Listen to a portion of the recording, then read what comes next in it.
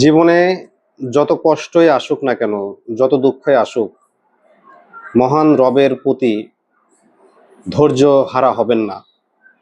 তার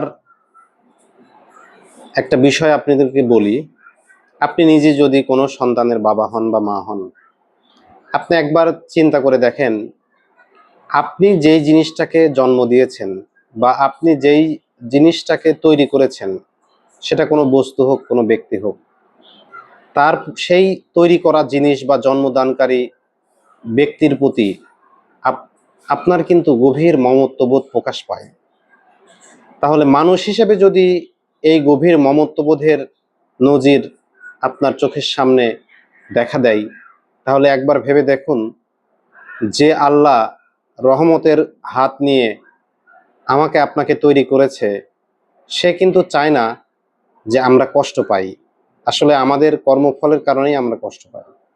আল্লাহ সর্বোচ্চ চেষ্টা করে বান্দাকে বড় কোনো বিপদের হাত থেকে রক্ষা করার জন্য ক্ষুদ্র ক্ষুদ্র ছোট ছোট বিপদ দেয়, যাতে করে সেই সকল বড় বড় বিপদগুলো থেকে তার বান্দা রক্ষা পায়। তো এই যে আল্লাহর রহমত, আল্লাহর মমত্ববোধ, আল্লাহর ভালোবাসা আমাদের প্রতি, এই ভালোবাসাটাকে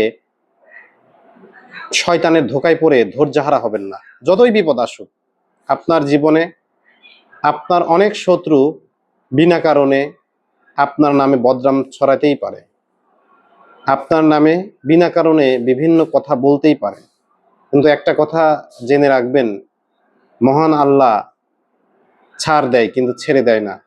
অতএব ধৈর্যহারা হবেন না। ধৈর্যশীলদের সঙ্গে আল্লাহ তাআলা থাকেন। তাই আল্লাহর প্রতি ধৈর্যশীল হন এবং আল্লাহর কাছে দোয়া করবেন। আল্লাহ অবশ্যই আপনাকে সেই সকল বিপদ থেকে উদ্ধার করবেন। আল্লাহর প্রতি ধৈর্যশীল হন।